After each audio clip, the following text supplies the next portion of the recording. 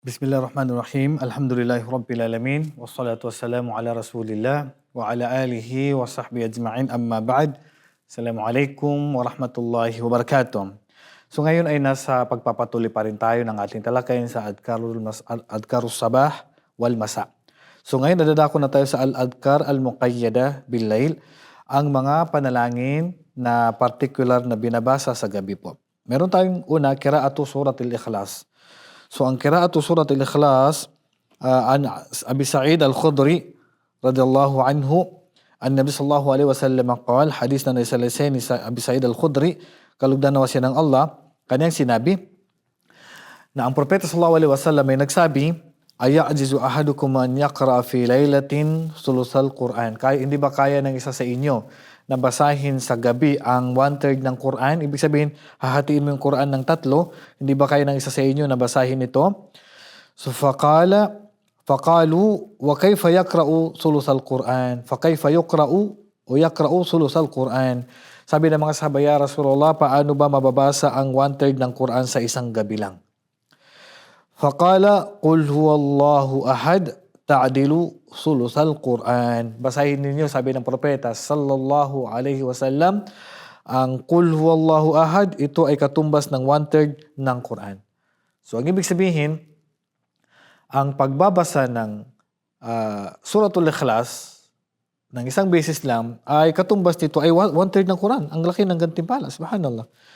So para bang ang nabasa mo na ay 1/3, ang ibig sabihin dito ang kanyang gantimpala lang po. Hindi naman ito ibig sabihin as binasa. Iba pa rin yung binasa at tinapos ang Quran kasi hindi po tinapos ang Quran. Pero ang gantimpala po ng pagbabasa ng 1/3 ng Suratul Ikhlas ay katumbas po ng 1/3 ng Quran.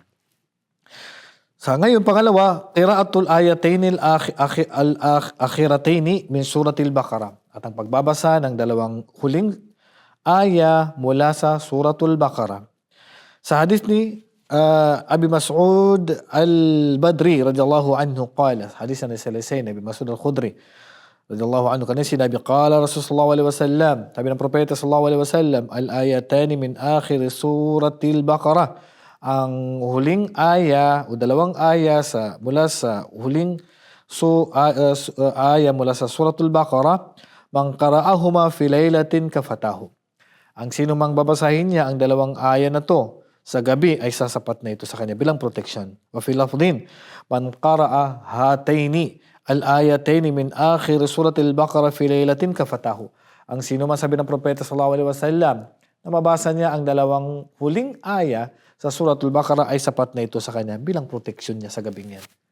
So, puproteksyonan ka ng Allah subhanahu wa ta'ala sa anumang panganib, puproteksyonan ka ng Allah subhanahu wa ta'ala sa mga masasamang nilalang, o anumang mga posibleng kapahamakan na darating sa buhay natin, ay magkakaroon tayo ng proteksyon mula sa Allah subhanahu wa ta'ala dahil lang sa pagbabasa ng huling aya na ito sa Suratul Baqarah na 2.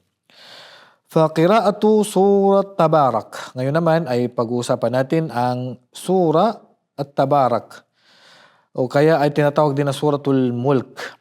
So dito, an Abi Hurairah radhiyallahu anhu, an Nabi sallallahu alaihi wasallam qala, hadis na naisalaysay ni Abi Hurairah radhiyallahu anhu, na kwento ng propeta sallallahu alaihi wasallam qala, inna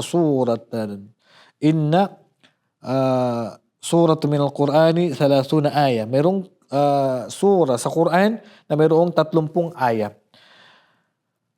Shafa'at li rajulin hatta ghufira lahu, na mamamagitan ito sa isang tao hanggat sa patatawarin siya sa pagbabasa dito. Wa hiya suratun tabarakalladhi biyadihil mulk. So ito yung Tabarak o kaya ay Suratu Al-Mulk. Kaya lang, ang hadith na ito ay hadithun hasan. Qala Tirmidhi, hada hadithun hasan.